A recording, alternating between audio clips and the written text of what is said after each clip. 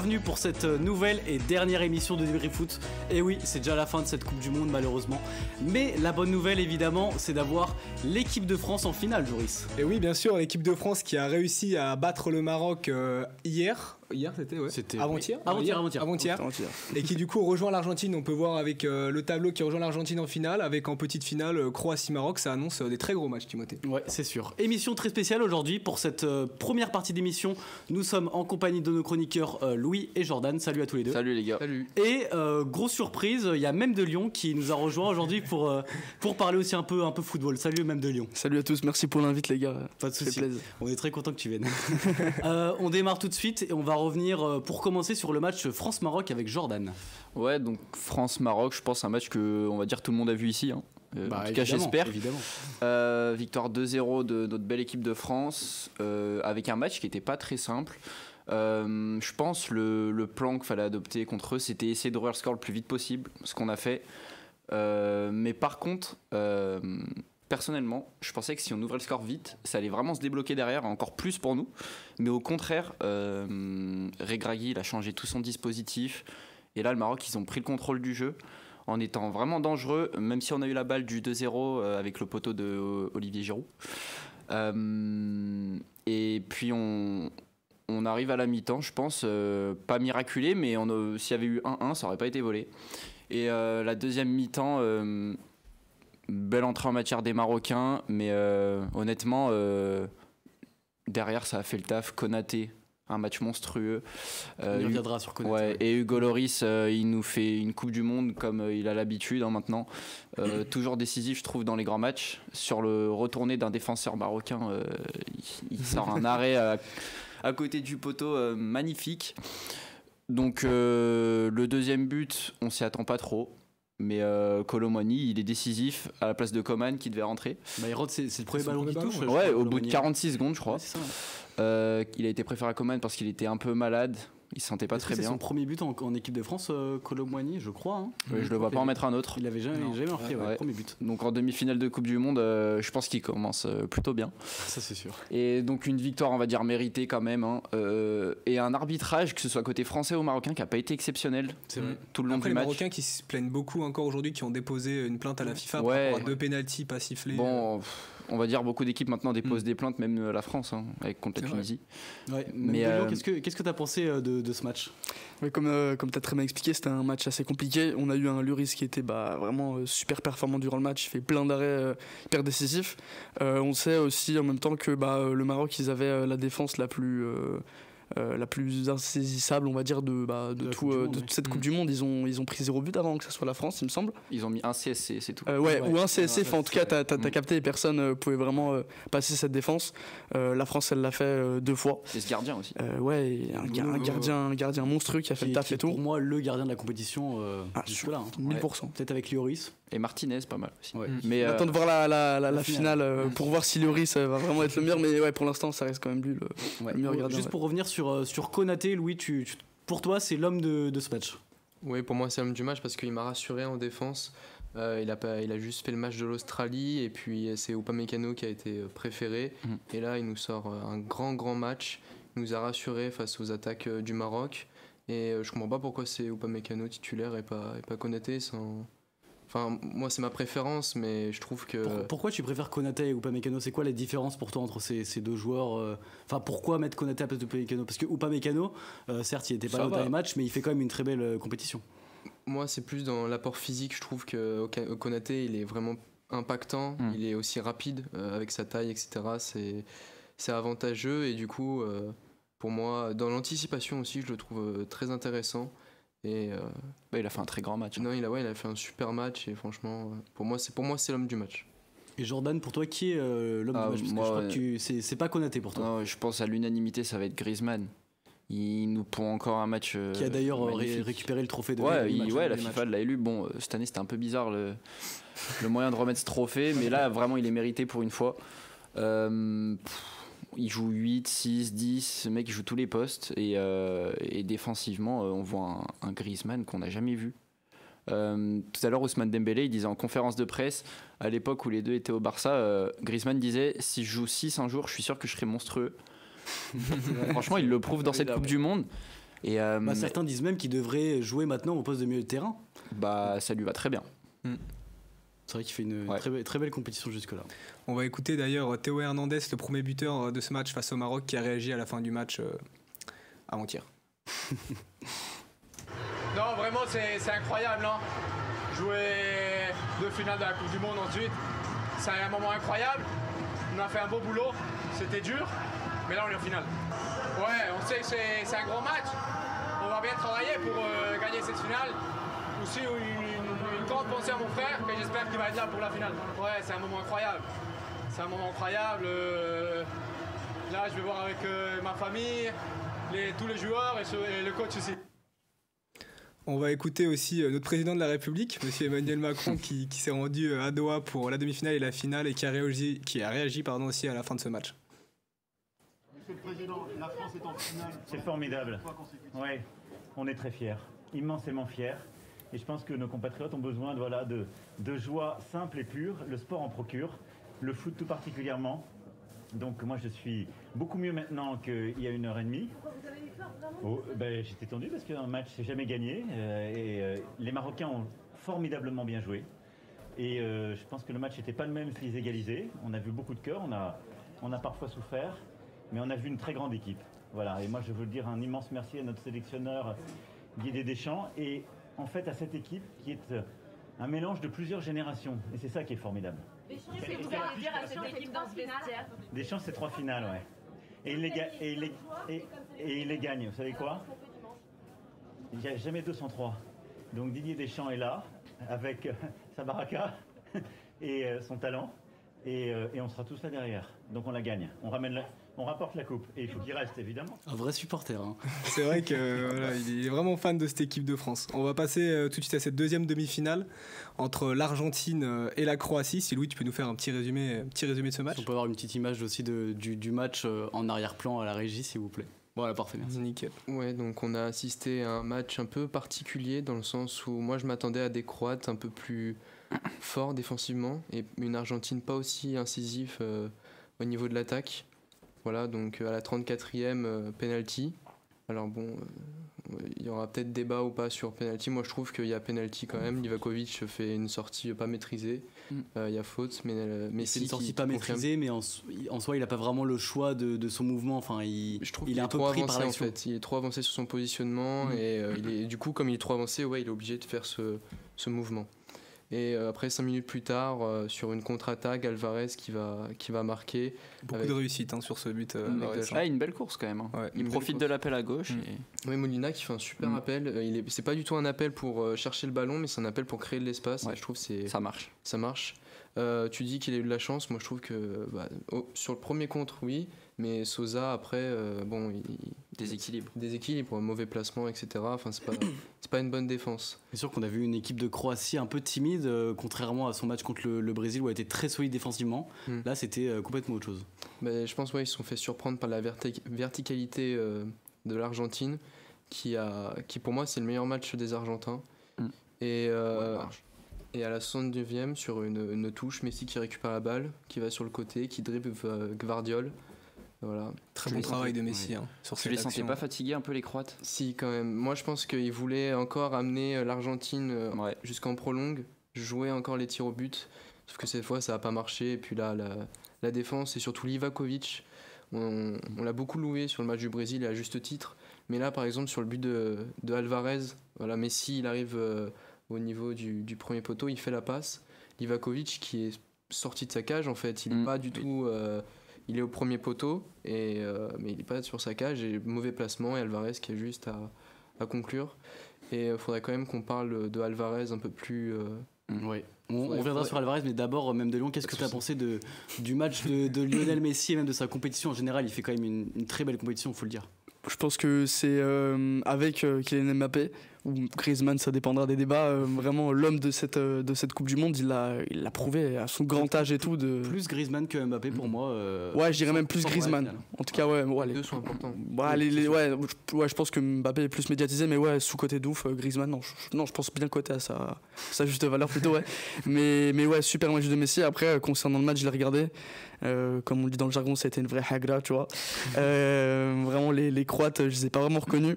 Vous parlez du penalty au début, moi j'ai vu sur Twitter qu'il y a certains qui disent qu'il n'y a pas faute parce que le gardien il a ses 2 pieds sur qui sont par terre. Ça a été retweet aussi par Casillas qui a dit qu'il était d'accord et tout. Le tout, il a fait des stats de fou malade.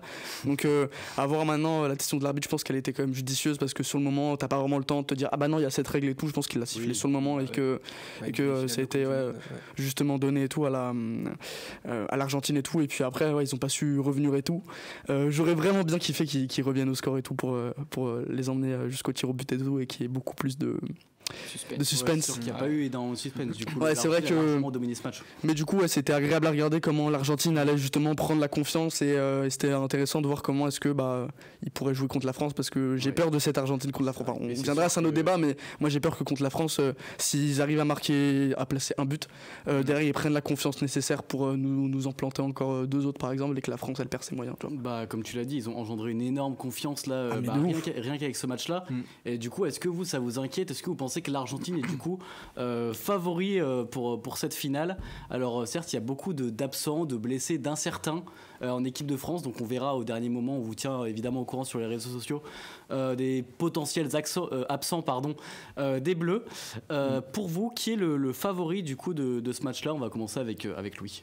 Pour moi c'est la France, voilà, c'est celle qui m'a le plus impressionné et pour moi c'est celle qui peut aller jusqu'au bout. Ils ont un style de jeu bien défini.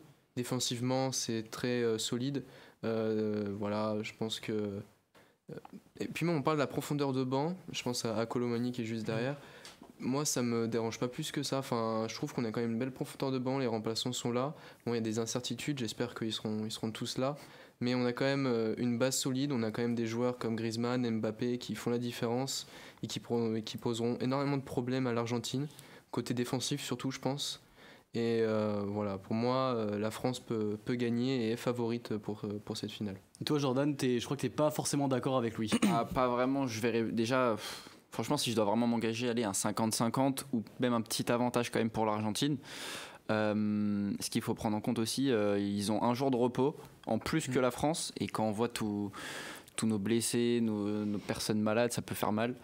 Et je voulais juste faire un petit point du coup sur les absents ou les incertains. Ouais. Alors il y a Upamecano, Raphaël Varane, Konaté et Coman qui sont malades, donc peut-être à cause de la clim. Rabiot qui a été réintégré dans le groupe. Ouais. Et Tchouaméni et Hernandez qui n'ont pas disputé l'entraînement aujourd'hui. Okay. Donc ils sont incertains. Après, on sait aussi que Mbappé n'avait pas disputé un entraînement.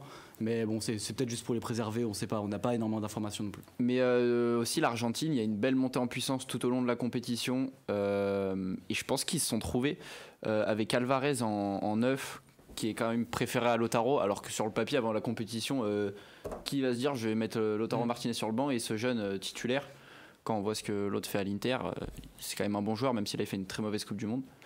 Mais bref, Otamendi, le défenseur central qui, pareil... il est pour moi, top 2 des meilleurs défenseurs centraux de cette Coupe du Monde avec Guardiola qui s'est fait fumer par Messi. Ils ont une belle colonne vertébrale franchement en partant de Martinez, Otamendi, même au milieu. Paredes qui a fait un très bon dernier match, je trouve. Après, l'Argentine, pour l'instant, ça a joué la Croatie. Ça n'a pas joué des équipes, enfin les Pays-Bas, d'accord, mais ça n'a pas joué des équipes très très solides au niveau de la France ou du Brésil.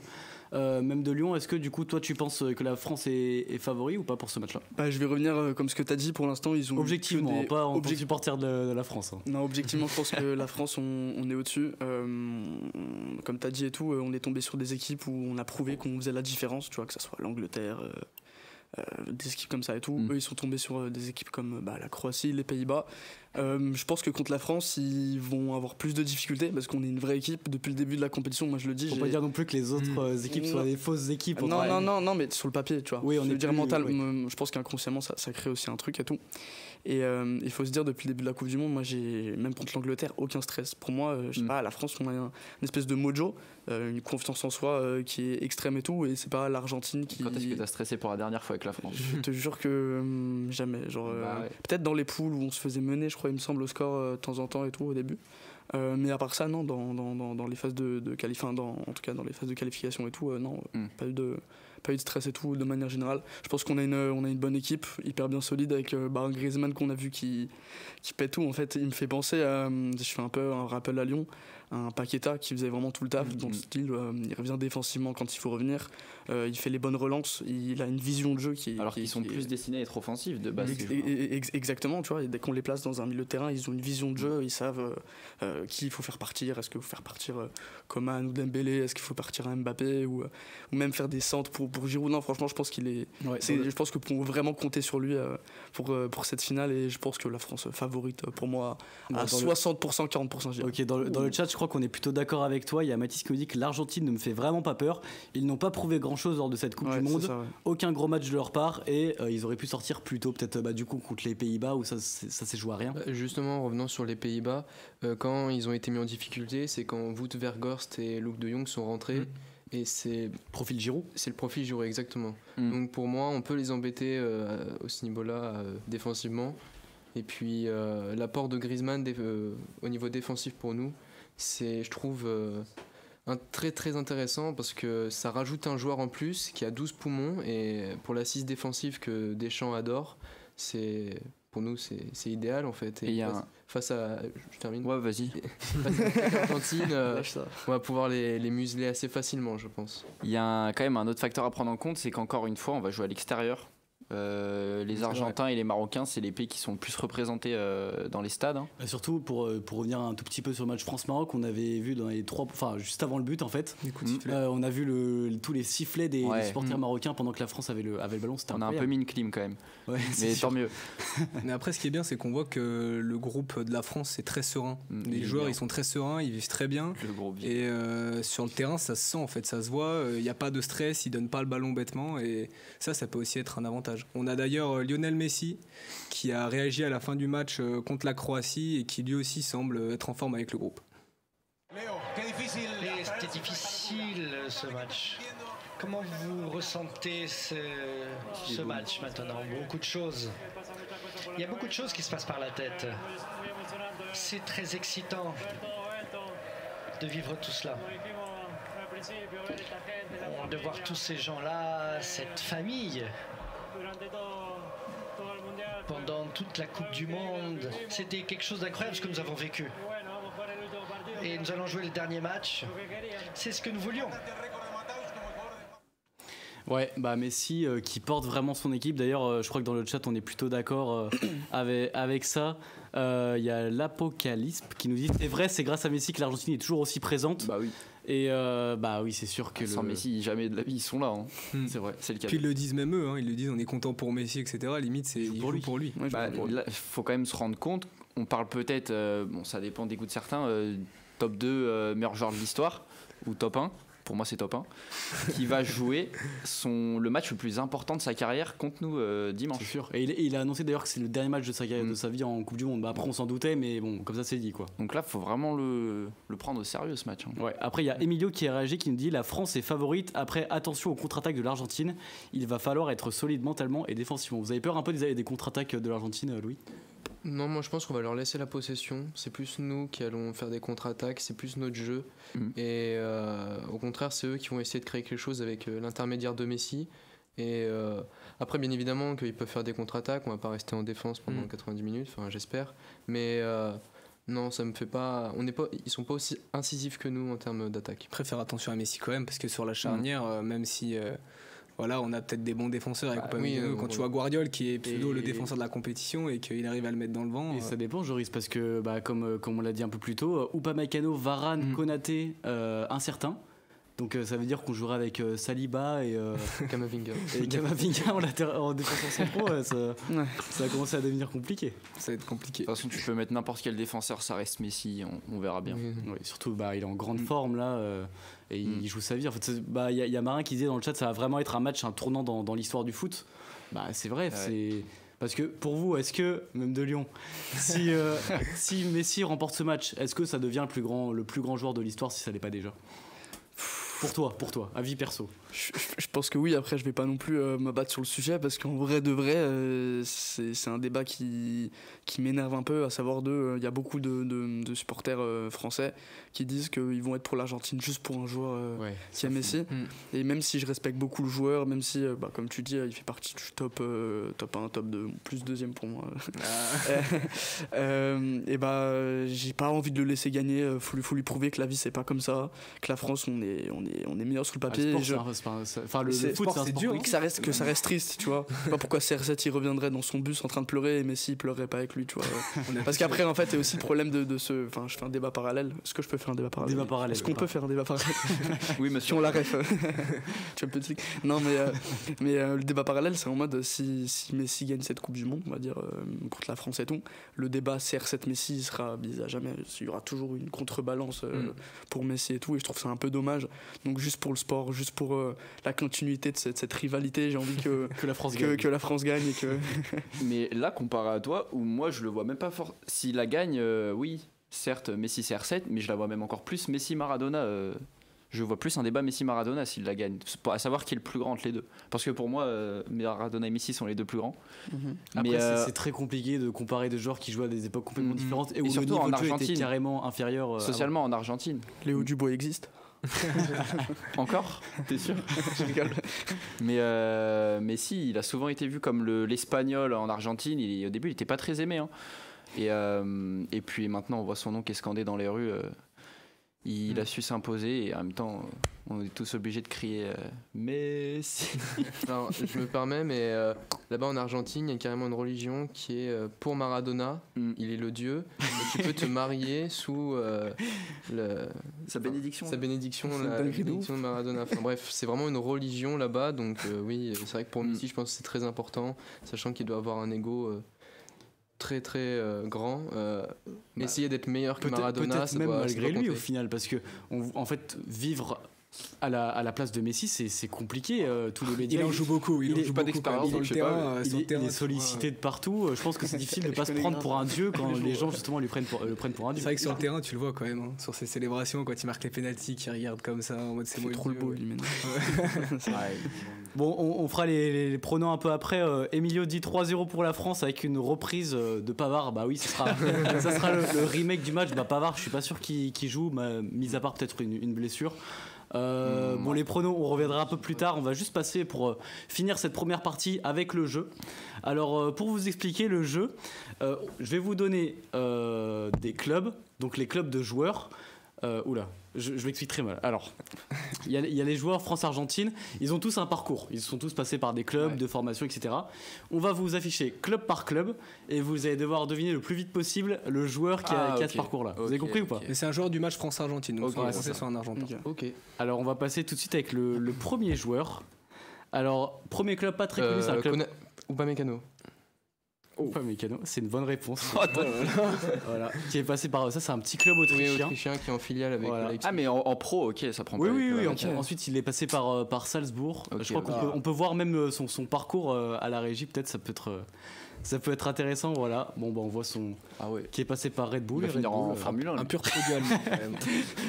En Formule 1. Deuxième joueur. Alors, est-ce qu'on peut afficher son premier club? Voilà, Boca Juniors. Bon, peut-être que vous savez déjà son pays. Ensuite, vous dites si vous avez la réponse. Chievo Vérone. Pezzala? Non, c'est une mauvaise réponse. AS Roma. Ah, mais c'est. Vous pouvez jouer aussi dans le chat. Ah non, mais non, je suis un ouf. Non, toujours pas. Le prochain club. Empoli, toujours en Italie. C'est un Italien, vous êtes compliqué en fait. Il en a fait pas mal. Ouais, il en a fait pas mal. Et encore, il y a pas tout.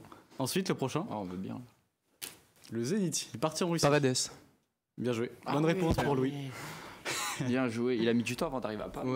Ouais, on peut peut-être voir son parcours après. Il y a pas grand chose, mais il est passé par Paris. Ensuite, il est parti à la Juventus de Turin cet été. Le prochain joueur, peut-être le premier club, FC Porto. Voilà, deuxième club. L'Atlético Mineiro. Toujours pas. Le prochain. Valence. Là, ça commence à être plus facile. Ouais. Là, c'est trouvable. Hein. Non, toujours pas. Otamendi. Ouais, Louis. Louis. Faut se réveiller les deux autres. Ah ouais, là il nous a tués là. Ouais, bonne réponse Otamendi qui a ensuite passé par Manchester City et qui a fini, qui est encore aujourd'hui à Benfica. Le prochain joueur, l'avant-dernier, Paris Saint-Germain. Attention, petite nouvelle règle, vous avez le droit de dire un seul joueur, sinon vous êtes éliminé. Okay. Ah merde, ok. Paris Saint-Germain. Ensuite, RC Lens. Faut aller vite. Hein. On compte les prêts. Hein. Aussi au cas où. Ouais.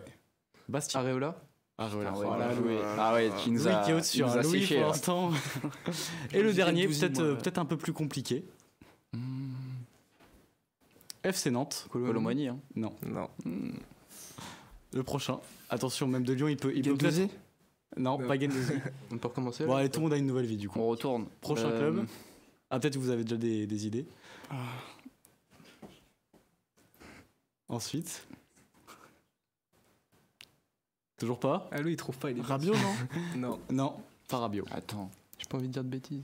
Dans le chat ils l'ont. Non. Dans le chat ils l'ont pas. Bah Rongier non. Rongier je crois pas qu'il soit là. Mais là attends mais qui est passé de Bordeaux à la Juve comme ça là? Dubois. Peut-être pas. C'est pas Léo Dubois. Il a bien joué à Nantes mais peut-être pas à la Juve et à Chelsea. Et le dernier club? Valence. Mais attends, mais en fait c'est un Argentin.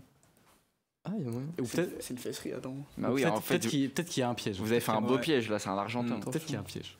Est-ce que dans le chat, non, dans le chat toujours pas de bonne réponse. Est-ce que quelqu'un dans le chat va gagner ou pas? Est-ce que il joue actuellement? Excusez-moi, je suis pas sûr. Il peut être champion du monde. Oui bah oui, s'il joue la finale. Ah, il est obligé de jouer la finale. Il peut être champion du monde. J'ai pas dit qu'il jouait la finale. C'est un Argentin. Peut-être qu'il la joue pas la finale. C'est pas un Argentin. Et c'est pas Messi dans le chat. C'est pas Messi. Deschamps, il y a des comiques. T'as dit quoi? Deschamps. C'est la bonne réponse. Ah ouais, vous êtes comme ça. Bravo. J'ai vu Marseille, j'ai dit c'est sûrement lui. Peut-être une petite victoire quand même pour Louis, hein, qui a pris le tour. 4 points pour Louis et 1 pour l'homme de Lyon. Voilà, bravo. Merci tous les deux. Merci Louis, merci Jordan. Merci les gars. Et on va passer à la prochaine deuxième partie. Salut les gars.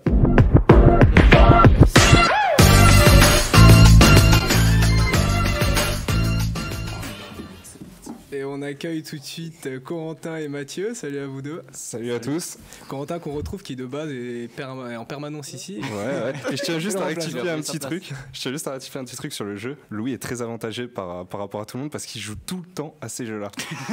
Tous les jeux des clubs de foot. Même avant l'émission, des fois il y joue. Donc je tiens à dire. Mais il avait pas des champs. Non, mais il était dur celui-là. Ouais, c'est sûr. Et on va passer donc à une rubrique un peu spéciale pour toi, même de Lyon. Ok, ça car t'as eu la chance de rencontrer Karim Benzema. Et on voit derrière, ouais. On voit derrière. C'est moi carrément. La petite photo. C'est moi. Et donc voilà, si vous avez quelques petites questions à lui poser par rapport à cette rencontre. Peut-être d'abord raconte comment. Ouais, tu d'abord, l'as rencontré, ouais. Pour vous la faire courte, c'est via Zach, Zach Nani, que j'ai pu avoir cette occasion d'y aller. Zach, c'est un personnage lyonnais que je connais depuis longtemps. Pas personnellement, justement, ça viendra plus avec le temps. Je le connais de vue, on s'est déjà vu à des événements. On se follow pas sur Insta, on se connaît pas personnellement. Et moi, je joue beaucoup sur le délire de je vais pas aller DM quelqu'un en mode on va forcément devenir potes parce qu'on est tous les deux lyonnais. Je vais attendre que physiquement on se capte et que ça matche. Parce qu'il y a plein de gens, même connus, où ça a jamais matché et tout, mais j'ai pas cherché plus à nouer de relations avec. Et Zach, on s'est vu à un événement, il me semble que c'était un concert de Lyonzon et tout, en backstage, et genre on s'est assis sur un canapé et tout, et on a bu des verres ensemble, on a grave parlé de plein de trucs et tout, c'était grave bien. Et de là, on a commencé à parler en DM, on s'est vu de plus en plus à des événements. Et puis un jour, il m'envoie un message, il me dit voilà, même de Lyon, faut qu'on se capte, faut que je te parle d'un projet, d'un truc et tout, le plus gros projet de ma vie et tout, et j'aimerais bien que tu participes et tout. Je dis ouais, c'est une dinguerie. Il voulait pas cracher le morceau, tu vois, il m'a dit je suis pas sûr, c'est pour ça que je te le dis pas, tu vois. Et un jour et tout, je suis aussi invité à une espèce d'ouverture de burger et tout. Enfin bref, c'était voilà, pour vous placer le contexte et tout. Et il est là aussi présent, je savais pas qu'il était là. Il me dit ça tombe bien que tu sois là, je te parle du truc et tout. Du coup c'était vers Cordeliers, il m'a annoncé ça dans la rue, il m'a dit voilà, je vais interviewer Karim Benzema potentiellement. J'aimerais bien que tu viennes avec moi et mon équipe là-bas. Parce que derrière, vous verrez plus tard, il y a un autre projet par rapport à ça qui va arriver et tout, tu vois. On m'a dit moi je serais. On annonce une exclue en direct. Non, vous inquiétez pas, c'est pas un truc de foufou et tout, mais c'est un truc qui nous, enfin, on sera tous les deux dessus et tout, tu vois. Et il m'a dit voilà, je serais chaud que tu viennes, comme ça je te montre en même temps. Je sais pas, il voulait me montrer en même temps, me faire participer à ça, tu vois, moi en tant que personnage lyonnais, tu vois, connu de beaucoup de gens et tout, il voulait aussi me montrer et que je puisse aussi faire mon contenu là-bas. Super sympa de sa part. Du coup, bah voilà, je me portais pas l'œil parce que souvent moi j'ai un problème, je vais raconter ma vie, excusez-moi. Mais moi souvent quand j'ai des projets de fou qui sont en cours, et j'aime trop les raconter aux potes, pas pour faire le beau, mais juste en mode ça me met une confiance et tout, et jamais ils sortent. Parce que je me suis porté l'œil. Et là, j'ai bien fermé ma gueule. Jusqu'au moment où on m'a annoncé que c'était sûr et tout. Bon, là, je l'ai lâché à 2-3 potes et tout. Et ouais, du coup, on est parti tôt le matin en van et tout, à l'aéroport Saint-Exupéry. On a pris l'avion, on arrive au centre d'entraînement. Ça s'est fait là-bas. Du coup, il a interviewé Karim Benzema pendant 1h30 à peu près. Ça s'est fait via son manager Karim Jaziri, avec qui j'ai beaucoup parlé et tout. Super sympa comme personnage. C'était son ancien agent, tu sais, à l'époque où je jouais à l'Olympique Lyonnais. C'est celui qui a d'ailleurs créé la signature au Real Madrid de Karim Benzema. Donc personnage important dans la vie de Karim Benzema et aussi celui qui a permis cette interview. Et ben voilà, je l'ai vu là-bas, il est arrivé dans la salle, gros silence, tu connais. Non mais grosse impressionnant. Il a une prestance parce que c'est quelqu'un que tu as l'habitude de voir, on va dire, à la télé. C'est une personne tellement médiatisée, tu la vois sur ton feed, que ce soit TikTok, Insta, Snapchat, tu la vois partout. Et même physiquement, il est quand même assez impressionnant. Ouais, et surtout le voir dans un truc hors match et tout, parce que tu peux aller le voir en match si t'es allé au Santiago Bernabéu et tout. Mais là, le voir en mode juste jean et tout, en mode comme si c'était une personne normale et tout, bah ça rajoute un petit truc. Et du coup, bah moi, en parallèle de ça, j'avais créé un événement à Lyon pour célébrer sa victoire, tu vois. Où j'avais ramené des gens dans le bar Tank et tout. Il y a 300 personnes qui sont venues. Après, on allait célébrer ça à Bellecour comme une victoire de Coupe du Monde, tu vois. Et ça a été grave médiatisé, relayé par le Progrès, Lyon Mag, l'équipe et tout, l'équipe 21 qui l'a montré et tout en direct. Et sur le moment, du coup, il rentre dans la salle. Il y a Karim Jaziri qui va lui parler dans l'oreille pour lui présenter un peu qui est et tout. Et là, il lui dit un truc dans l'oreille. Et Karim Benzema, il se retourne vers moi, il me fait ah, c'est toi le mec et tout. Ah, il te connaît. Et moi, j'étais en mode ouais, c'est moi. Et il m'a dit on se voit après. J'étais en mode ouais, pète sa mère.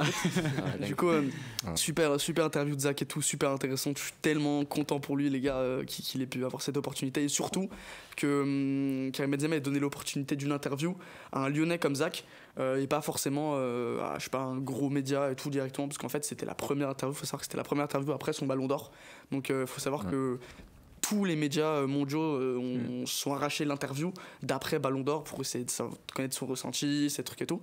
Et il l'a donné à un Lyonnais streamer Twitch et tout. C'est tout nouveau pour lui, hein, il connaissait pas. Il l'a dit au début, je connais pas Twitch, je suis pas et tout, c'est nouveau pour moi. Je pense que son pote, son manager et tout, il lui a dit voilà, c'est une grosse puissance, tu vois, de frappe et tout. La preuve, il y a eu 80 000 personnes qui regardaient le truc en live, il me semble. Et puis voilà, ça s'est fini comme ça. Moi, j'étais au centre d'entraînement.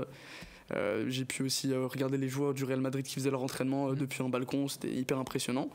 Puis voilà, on est resté un jour de plus, on est reparti le lendemain. Et voilà, je pense avoir pas compté. Du coup, tu lui as dit quoi comment tu l'as trouvé quand t'as parlé avec lui? C'était impressionnant. Faut savoir déjà qu'il est, c'est ce type de joueur où de manière générale quand tu joues au Real Madrid t'as un emploi du temps hyper limité, tu vois. Ça fait là, je pense qu'il avait 2 heures en tout pour l'interview, tout ce qui est trucs techniques et tout. Donc l'interview s'est passée en 1h30. Il y a eu 15 minutes de trucs techniques où on a dû lui expliquer, et 15 minutes où il a pu rester, parler aux gens, prendre des photos, tout ça, signer des maillots parce qu'il a signé pas mal de maillots. Donc j'ai pas non plus pu lui parler une petite demi-heure ou comme vous voulez et tout, mais bon, on s'est échangé quelques mots, du coup il sait à peu près qui je suis, c'est cool. Il suit pas forcément mon contenu parce que il a d'autres chats à fouetter. Moi je fais de l'humour pour faire rire les Lyonnais, lui il gagne des ballons d'or, tu vois, donc c'est pas le modèle. Mais ouais, il était reconnaissant du fait que j'ai organisé un truc à Lyon pour célébrer, on va dire, son ballon d'or. Il m'a dit ouais, tu représentes le 6-9, ça fait plaisir et tout. Et puis voilà, on a pris la photo. J'étais super content et puis après il est parti parce que et cette interview ça montre bien qu'il n'oublie pas d'où il vient en fait, ça. Mais c'est un truc de fou. Tourné vers le peuple, vers le lieu, de savoir comment il est à l'aise avec des personnages lyonnais, tu vois. Moi je sais qu'il y a aussi il a eu des campagnes Adidas aussi avec une agence lyonnaise.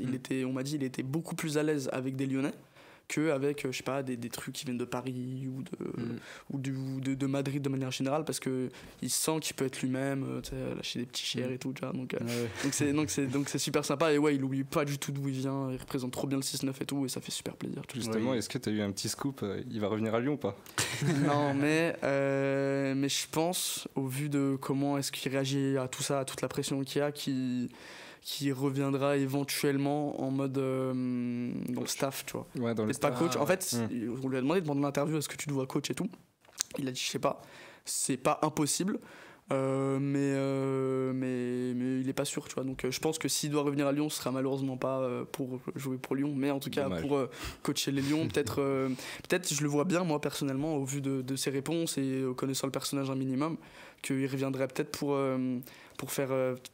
pour coacher les jeunes du centre d'entraînement, en mode leur montrer l'apport de qu'est-ce que c'est d'être un bon joueur et tout. Donc je le vois plus au centre d'entraînement, aller chercher les petites pépites, les entraîner plutôt que coach de l'équipe principale. Ouais, voilà. Ça pourrait être une idée. Et puis surtout, débat parallèle, je trouve un peu timide pour un coach.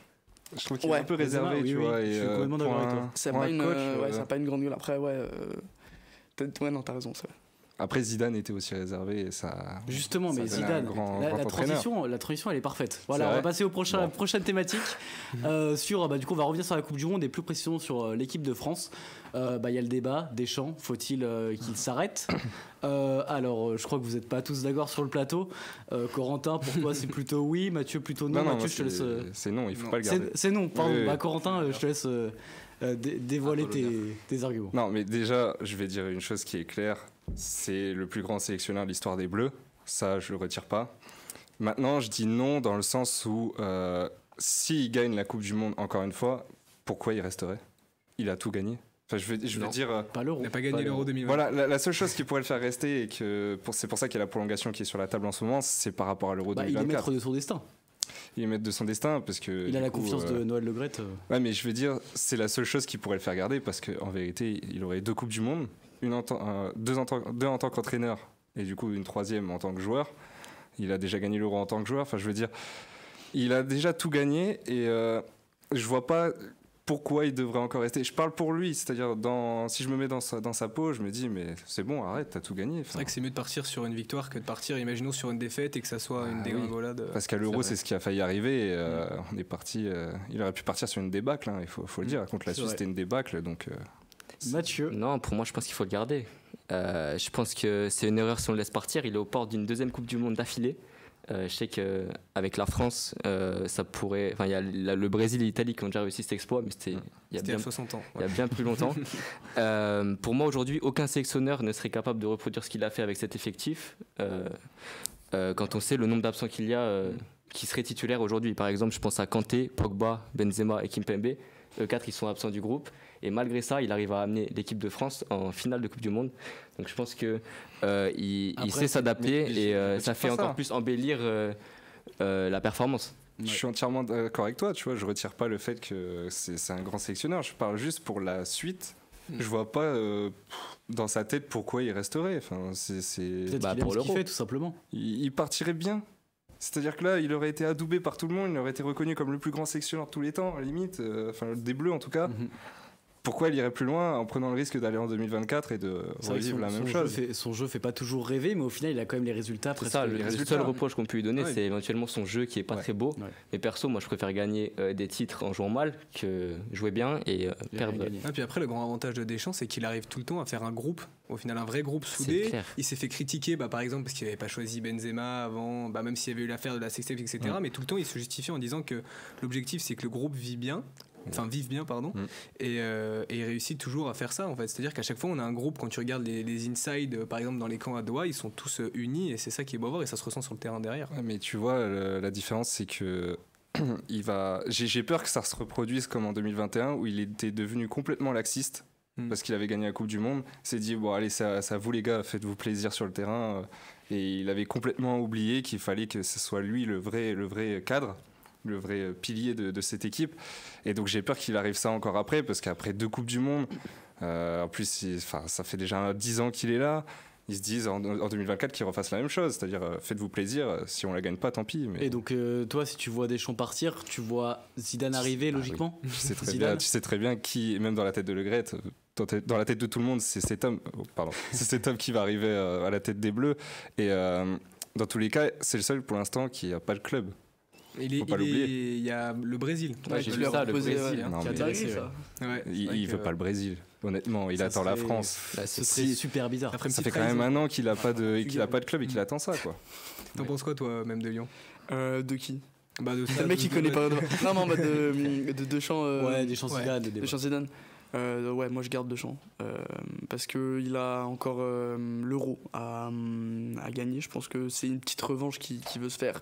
Et je pense que l'Euro aussi permettra de voir est-ce qu'il part sur un flop d'un deuxième Euro. Et à ce moment-là, on va le changer forcément. Ou est-ce qu'il le gagne? Et c'est ce qui se passe en ce moment. Et il partira comme un héros encore une fois. Donc moi je pense qu'il faut qu'il reste.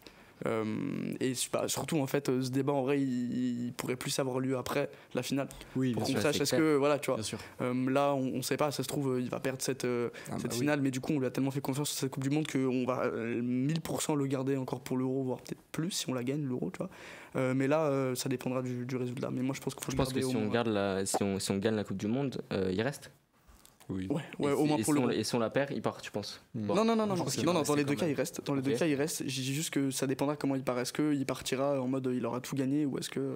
Ouais, je sais pas si on perd, justement, je sais pas si le débat serait relancé, tu vois. Si on la perd, la finale, tu vois. Le président de la fédération, il voulait comme objectif la demi-finale. Ouais, c'est vrai. Il a accepté, donc après. C'est à lui que revient le choix maintenant, non? C'est à lui de dire. Oui, c'est lui, il est complètement maître de son destin, pardon. Dans le chat, on nous dit que. Enfin, on fait un parallèle avec Messi. Pourquoi Messi continue d'être un joueur s'il y a déjà des ballons d'or? Moi je crois avoir la réponse, il veut la Coupe du Monde. Voilà, je pense qu'on est d'accord. On est d'accord là-dessus, mais oui, c'est sûr que après dans le chat on réagit un peu. Deschamps ne partira pas avant le prochain Euro en tout cas. Voilà, je crois qu'on est un peu d'accord avec vous. Sur le débat là, oui. Après, moi je parlais plus pour lui en fait. Il y a plus vraiment l'Euro. Voilà. Ouais, l'Euro, mais je parle à sa place en fait. Mais imagine par exemple, t'as parlé de l'image qu'il pourrait avoir. Imagine l'image qu'il pourrait avoir après l'Euro 2024 si jamais il refait une débâcle comme face à la Suisse l'an dernier. Ça se reproduira pas, je pense. Ronaldo à Manchester, quoi. C'est-à-dire, t'as une belle image et au final tu gâches tout derrière. Voilà, je pense pas que ça se reproduira. Il a déjà fait l'erreur l'Euro l'année dernière. Je pense qu'il prend le risque. Il sait très bien, il va pas la prendre à la légère comme il l'a fait l'année dernière. Je pense que même s'il sort après un Euro raté, il sera quand même adulé parce que c'est avec 2 Coupes du Monde. Pas par tout le monde. Je me projette beaucoup, mais avec au moins une Coupe du Monde et une finale. Oui, mais une finale d'Euro aussi, finale d'Euro 2016. Oui. Pour l'opinion des experts entre guillemets, ce sera ça, mais pour l'opinion publique, tu pars sur une défaite. C'est ça l'image que tu vas rendre. C'est vrai. Il y a Mara qui nous dit que le Brésil propose un contrat jusqu'en 2026 à Zidane et du coup ce serait pas dans son intérêt en fait du coup juste avant la Coupe du Monde de changer. Enfin, je sais pas. Vous pensez que Zidane au Brésil c'est faisable ou pas même de Lyon? Non, comme je disais tout à l'heure, est-ce qu'il part portugais même? Ouais, je sais même pas sûr. Je parle espagnol. Il parle espagnol. C'est pas vraiment un problème, mais non. C'est pas possible. Je pense qu'il est trop attendu en équipe de France. Hervé Renard, il a bien un traducteur arabe. C'est faisable.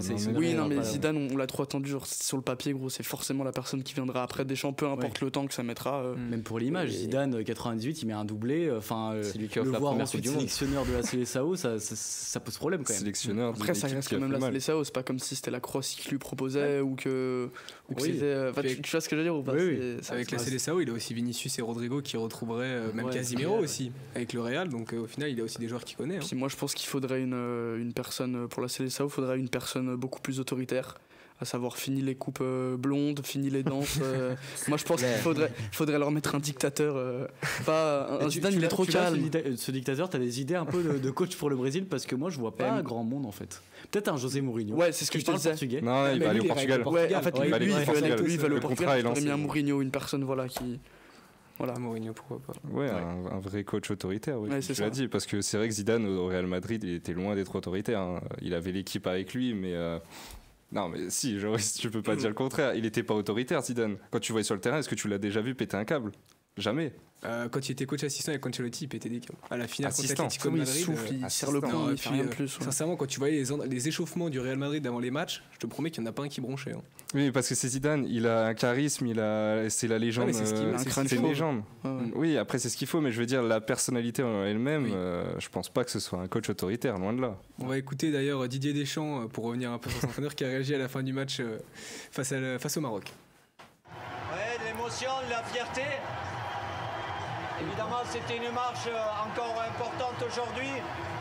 Il y en aura une dernière, mais voilà, depuis, ça fait un mois qu'on est ensemble avec les joueurs et c'est jamais simple, mais voilà, ça a été du bonheur jusqu'à maintenant et que mes joueurs soient récompensés, l'ensemble du groupe, pour pouvoir voilà, aller chercher un titre dimanche. C'est merveilleux. Écoutez, on prend le temps, c'est ce que je dis, personne de mon staff aux joueurs aussi, pas trop aux joueurs, mais de prendre chaque moment dans la journée, voilà, d'apprécier, savourer. Il faudrait suspendre le temps, mais on ne peut pas. Donc, dans 4 jours, on va jouer un titre mondial, donc savourer et puis basculer pour le dernier match de cette Coupe du Monde. Pas trop savouré non plus. Hein. Ouais, se concentrer sur la finale. On a aussi une autre petite finale qui va se jouer du coup entre le Maroc et la Croatie samedi. Selon vous, qui est le favori pour la 3e place? Est-ce que le Maroc, peut-être pour toi Mathieu, normalement devrait s'imposer? Non, pas normalement, mais je pense qu'ils peuvent faire l'exploit, parce que pour moi c'est encore un exploit s'ils s'imposent contre la Croatie, parce que la Croatie c'est quand même pas mal d'expérience, mais je pense que tu en parleras plus tard. Moi je trouve que la Croatie, malgré ça, elle m'a pas trop convaincu lors des demi-finales. Je l'ai trouvée très faible et inoffensive en fait contre l'Argentine. Et je sais pas, tu peux pas être mené 2-0 en demi-finale de Coupe du Monde et jouer comme si tu menais et essayer de garder le score. Je te jure, moi je trouvais qu'ils essaient de garder le score alors qu'ils étaient menés 2-0. La Croatie ? Oui, la Croatie, je te dis. C'est vrai qu'on a une vision différente contre le Brésil et contre l'Argentine. On n'avait presque pas la même équipe, en termes de physionomie de match. Je te rejoins pas trop, Mathieu, là-dessus, parce que la Croatie, au contraire, du début jusqu'à la fin, ils ont tenté d'attaquer et c'est ça qui leur a porté préjudice, parce que les Argentins, ils ont joué qu'en contre. Et en contre, ça a été je sais pas, efficace pour les Argentins. Je trouve que ça faisait beaucoup tourner le ballon. Ça me faisait penser un peu au jeu de Sampaoli, c'est garder le ballon 40 ans et ne faire aucune frappe. En fait. Je suis entièrement hyper frustrant en fait, très frustrant ce match. Donc, malgré le 3-0, j'étais hyper frustré. Je sais pas toi, mais très frustré, mais là où du coup je vais pas te rejoindre pour cette petite finale, c'est que justement j'ai trouvé la Croatie qui est passée totalement à côté de son match. C'est pas la Croatie qu'on a vue auparavant, que ce soit face à la Belgique ou au dernier Maroc. Match de Modric en Coupe du Monde. Enfin, oui, avant-dernier, sans compter la petite finale. Ouais, ça va être le dernier match de Modric, mais c'est vrai que j'ai pas vu la Croatie comme d'habitude. Ils sont complètement passés à côté. Il y avait zéro efficacité devant le but. Défensivement, alors qu'on en a parlé beaucoup de Guardiola, je ne les ai pas trouvés du tout solides. Faut dire que Guardiola il s'est fait un petit peu promener par Messi sur le 3e but. C'est vrai. Et même en contre-attaque, c'était redoutable. Quel but de Messi aussi, faut... Ah mais il est légendaire ce but, il est légendaire, l'action est incroyable. Mais c'est pour ça que du coup, pour moi, le Maroc va quand même gagner cette petite finale, parce qu'il faut pas la Croatie la petite finale, parce qu'il faut pas oublier qu'en face, le Maroc, physiquement, ils sont à bout. Là, je pense qu'ils s'en foutent de la petite finale, parce que je pense pas. Je pense qu'ils auront faim. Je pense qu'ils auront hyper faim. T'imagines, ils sont en petite finale de Coupe du Monde. Qui les attendait là, genre? Je pense que venir chercher la 3e place. On va écouter la réaction de Regragui, le entraîneur, et on rebondira là-dessus juste après. 4e, le Maroc joue jusqu'au bout. Ouais, mais ça va être dur mentalement. On va surtout donner aussi beaucoup de temps de jeu à ceux qui n'ont pas joué, parce que tout le monde doit participer, mais on a envie de finir 3e. Et on a confiance en tout le monde. Le plus important, c'est d'avoir donné un beau visage, d'avoir montré que le football au Maroc existait, qu'on avait des beaux supporters, et que voilà, pour atteindre le très très haut niveau, aller gagner une Coupe du Monde, il va falloir encore travailler, mais on n'est pas loin. Ouais. J'ai envie de changer mon prono du coup. Il a dit qu'il allait faire tourner et faire jouer les remplaçants, c'est ça? Il a pas le choix de toute façon. Il n'y a plus de défense. Ouais, c'est vrai. C'est pour ça que je vois le Maroc. Ce serait un exploit là pour le coup. S'il fait tourner comme il le dit. Et même, le Maroc, ils avaient leurs rêves, etc. Je pense que mentalement là, ils sont vraiment touchés, peut-être un peu plus que la Croatie qui a plus d'expérience. Je sais pas, justement. Le Maroc, encore une fois, on les attendait pas là, alors que la Croatie, leur rêve, c'était la victoire finale. Vu qu'on les attendait pas là, je pense qu'ils y croyaient encore plus, en fait. Plus que la Croatie, je sais pas. Alors que la Croatie a déjà été un peu cassée en finale en 2018. Et justement, ils ont l'habitude de faire casser. T'imagines, ils devaient dépiter les Croates, je pense. Là, je sais pas s'ils vont jouer le match autant à fond que s'il a eu la finale. De toute façon, ce match-là, on peut faire un petit débat parallèle. Est-ce qu'il faut le jouer ou pas, la petite finale? L'utilité de la petite finale? Oui, bien sûr. Je trouve que... Vas-y, toi d'abord. Je trouve ça hyper... C'est triste. Ouais, là, je suis d'accord, c'est triste parce que dans tous les cas, il y a des perdants. C'est un peu le match des losers, quoi. Voilà, exactement. Des perdants, 3e. Oui, c'est ça, il gagne quoi? Il gagne la médaille. Une petite médaille en bronze. Et la prime. Je vous rappelle qu'il y a une belle prime derrière. Donc une prime plus une médaille de 3e, c'est quand même dans un petit palmarès. Je suis désolé, mais la Belgique, rappelons-le, ils ont fini 3e. Ils ont fêté ça comme une victoire. Ils ont quand même fêté ça. Ça, c'est 3e place. Je sais pas. Et je voulais juste rebondir sur un dernier truc pour ce match. On l'a vu face à la France. Quand le Maroc est face à un vrai neuf, ça va pas. Regardez le match de Giroud face au Maroc. On l'a peut-être pas vu du match, vous allez peut-être me dire ça.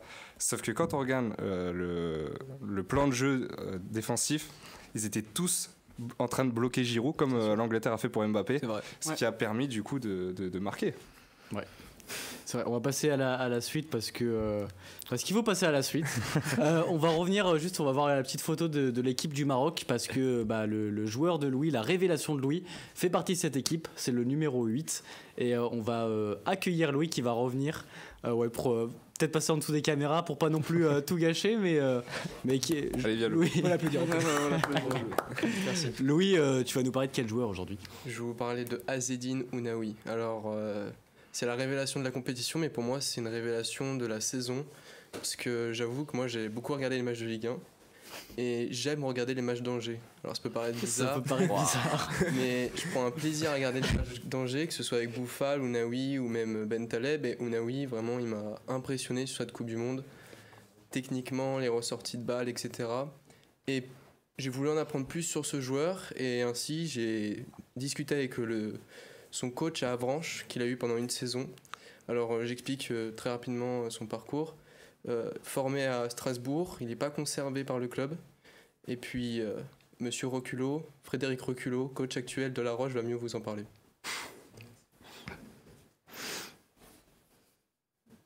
Est-ce qu'on l'a, Frédéric Reculot? S'il est là. Est-ce qu'il est là?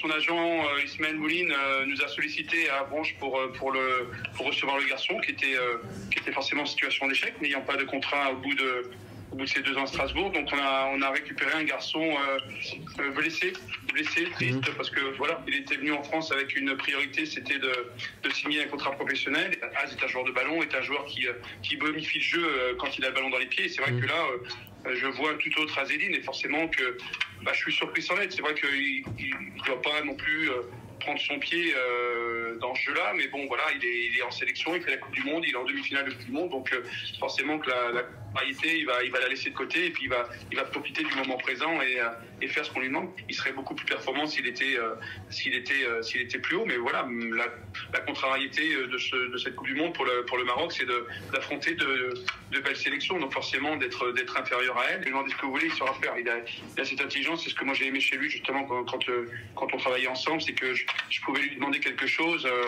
il savait l'assimiler, il savait comprendre, il savait surtout le refaire sur le terrain. Azzedine se met au service d'un collectif. Et quelles sont les 3 principales qualités d'Ounaoui?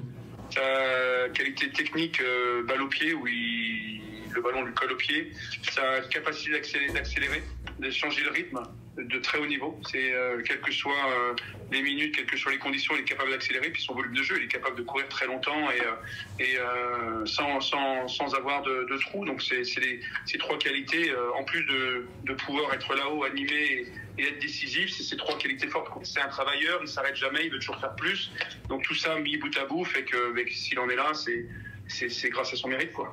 Ce que je dis souvent, c'est j'avais 2 garçons, c'est pas parce qu'il était schizo, c'est surtout que voilà, il avait cet état d'esprit cette personnalité d'être assez réservé, peu ouvert en dehors du terrain, quelqu'un à qui il fallait chercher les mots et lors d'une discussion, et quand il était sur le terrain, on avait quelqu'un d'épanoui, souriant, heureux et 2 hommes complètement différents, 2 attitudes complètement différentes et voilà, dès qu'il rentrait sur un terrain, c'était un tout autre garçon, quoi. On parle avec le football en soi. Exactement. Ouais. Voilà, donc une interview avec Frédéric Reculot, que je remercie d'ailleurs de m'avoir donné du temps.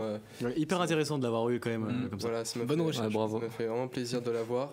Et c'est un type de joueur que j'aime énormément parce qu'en fait, c'est un numéro 8, il le porte sur son maillot, mais c'est en fait un numéro 10 dans sa qualité de jeu. Il le dit lui-même, c'est un joueur plus offensif que défensif. Et en fait, ça montre la modernité du foot. On n'a plus de numéro 10. Les numéros 10 sont soit sur le côté, et maintenant soit ils sont milieu central. Et Ounaoui, en fait, c'est un pur numéro 10. Et Techniquement, il est super intéressant, il court, il a une énorme endurance. Leicester, Marseille sont sur lui, même Barcelone, on parle de lui. Et pour moi, je le verrais très bien, par exemple, à Marseille. Je vois pas toi, Mathieu, si tu avec plaisir.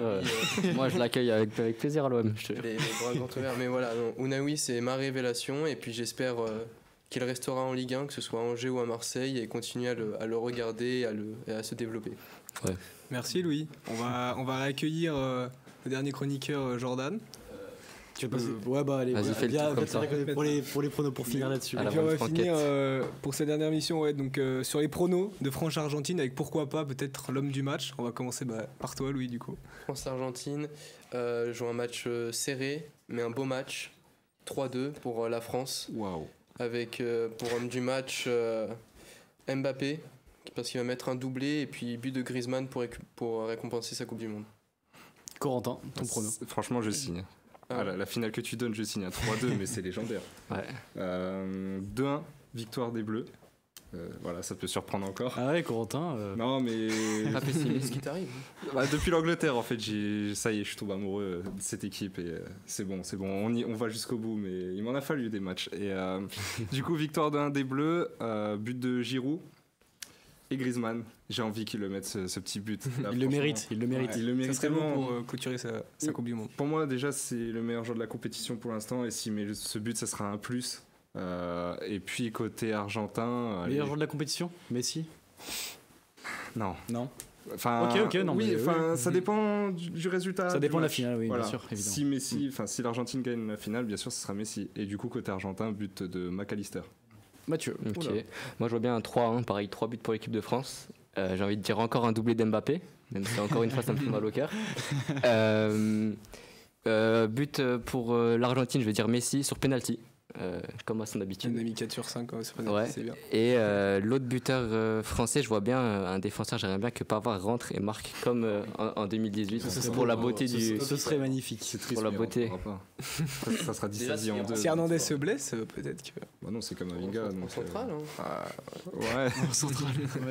Pourquoi pas en fait, le Pavard en central. Ah, mais il y a Tissasi avant, il y a Saliba, ça va être compliqué. Pour revenir sur l'homme du match, moi je pense. Enfin, non, pour l'homme du. T'as dit homme du match ou tournoi homme du tournoi, je pense que si la France gagne, pour le coup, je pense qu'ils vont faire comme en 2018, mettre l'équipe perdante et pour que ce soit encore Messi, je pense. C'est possible. Ils avaient mis à Modric en 2018 et je vois bien Messi l'avoir qu'il gagne ou qu'il perde ce trophée-là. Et l'homme du match, du coup, tu penses, sera Mbappé du coup avec son doublé Ouais. Okay. Ouais, malheureusement. Même de Lyon, ton prono. C'est quoi, exactement comme toi. Je pense que tu as lu dans mes pensées un 3-2 avec vraiment exactement pareil. Genre dans ma tête, je réfléchissais avant l'émission à un doublé d'Mbappé et un but de Griezmann qui va pousser jusqu'au bout pour avoir ce mérite de ce but. Finalement, je vois bien début du match un penalty pour Mbappé parce qu'ils vont grave la jouer offensif et tout et ils vont faire des conneries comme à leurs habitudes. Les Argentins, ils vont péter la mort, je vous le dis. Pour le côté argentin, je vois un but de Messi et Di Maria. Et je vois bien la France s'imposer en prolongation, un gros 2-2 et puis à la fin ce serait beau. Un Griezmann qui délivre la France sur un corner. Ça serait beau. Cardiaque, je signe pas la prolongation dans une finale. J'espère pas ce scénario, mais ce serait incroyable. Jordan, ton prono. Je vais mouiller et moi par contre je vais dire prolongation. Je vois un 2-2. Et là vraiment beaucoup de buts dans vos pronos. Ouais, c'est vrai. Mais là, deux équipes, là c'est flou. Par contre pour le gagnant, allez, subjectivement je vais dire la France. Toi, tu veux objectivement tir au but. Alors soit la France gagne en prolongation ou soit l'Argentine gagne au tir au but. Comme en 2006. Comme en 2006. Mais allez 2-2 en tout cas. Ok, Joris, ton prono. Moi je vois un match ouvert 3-3. Oh là là. Moi j'ai envie d'un gros match. Trop les paris sportifs. Je veux une belle finale. Je veux un 3-3 avec un doublé de Giroud et un but de Griezmann. Ok. Comme ça. De l'autre côté, un but de Messi et peut-être un doublé d'Alvarez. Comme contre la Croatie du coup. Et après, je veux qu'au penalty, le dernier qui les frappe, ce soit Mbappé et qui célèbre avec la célébration de Ronaldo pour lui porter. Il va rater. Mais juste pour qu'il se rattrape de l'Euro, par contre. C'est tellement beau. Bien sûr. C'est beau. Ouais. Et toi, Timothée? Moi, je rejoins plutôt Gaspard dans le chat. Il voit un 0-0 match fermé. Moi, je vois pas non plus un 0-0. Je vois plutôt un 1-1. Et peut-être une victoire des Bleus en prolongation avec un petit but de Kolo Muani. Allez. Je suis plutôt d'accord avec toi. Avec 1-2-1. Pour moi, là, ça sera pas un beau match. T'as pronostiqué quoi déjà, toi? J'avais dit 2-1, mais c'est quand même pas mal. 2-1, je vois pas entre le 1-1 et le 2-1. Ouais, je vois pas un beau match de foot en vrai. Ça va être tellement serré entre les deux. En fait, le premier qui marque, il va avoir un avantage psychologique tellement énorme que c'est pour ça ils vont cadenasser au début. Mais là, je pense que ça va être hyper ouvert du coup. Après le premier but, ça va enchaîner. C'est possible, oui. Ça va être. C'est possible. T'as dit 1-1, mais qui c'est qui gagne du coup à la fin? La France en prolongation avec un but de Kolo Muani. Donc aucune victoire d'Argentine. Non. Les Français avant tout. Où est le débat finalement? Il y a Jordan quand même qui a dit Argentine au tir au but s'il y a pénalty. Moi je suis pas quand même confiant pour cette finale. On verra bien. Très chaud. Match à suivre dimanche à 16h. Yes. Ça y est, l'émission Débrief Foot touche à sa fin. Un immense merci à tous ceux qui nous ont aidés pour mettre en œuvre ce projet, que ce soit Margot pour les logos, Baptiste pour les overlays ou encore Bastien, Faustin, Théo et Victoire pour la régie. Merci à tous les chroniqueurs d'avoir débattu durant les émissions, d'avoir fait vivre cette émission, que ce soit Alan, Valentin, Mathis, Jordan, Joris, Corentin, Louis, Axel, Anthony, Bastien, Ethan du compte Au fond du canapé. Ça fait du bon, hein. Et Mathieu qui s'occupe également des réseaux sociaux, tout comme Lola. Merci à vous tous, vous avez été super, vous avez fait du super travail pour aller au bout de ce projet. Merci à Même de Lyon d'avoir été avec nous ce soir pour la dernière. Merci à vous les gars, c'était un super moment passé avec toi et n'hésitez pas à le suivre sur Instagram avec le pseudo Même de Lyon. Merci, ça fait plaisir. Merci à l'ISCPA de nous avoir fait confiance, d'avoir cru en nous pour ce projet. L'ISCPA, c'est une super école qui nous permet de réaliser des projets qui sont juste incroyables. Donc pour les jeunes journalistes et communicants qui veulent se lancer là-dedans, n'hésitez pas. Et enfin, un grand merci à vous de nous avoir suivis durant ce long mois qui a été riche en émotions et en rebondissements. C'était vraiment des super moments passés tous ensemble. On a pris beaucoup de plaisir à faire ça. Et restez tout de même connectés. Suivez-nous sur Instagram parce que oui, une page se tourne, mais on ne s'arrête pas là. C'est que le début de cette chaîne Twitch et de Débrief Foot. Passez de bonnes vacances, bonne finale dimanche et rendez-vous le 9 janvier sur Twitch ou dès maintenant sur les réseaux. Allez les Bleus. Allez les Bleus, bon week-end. Merci.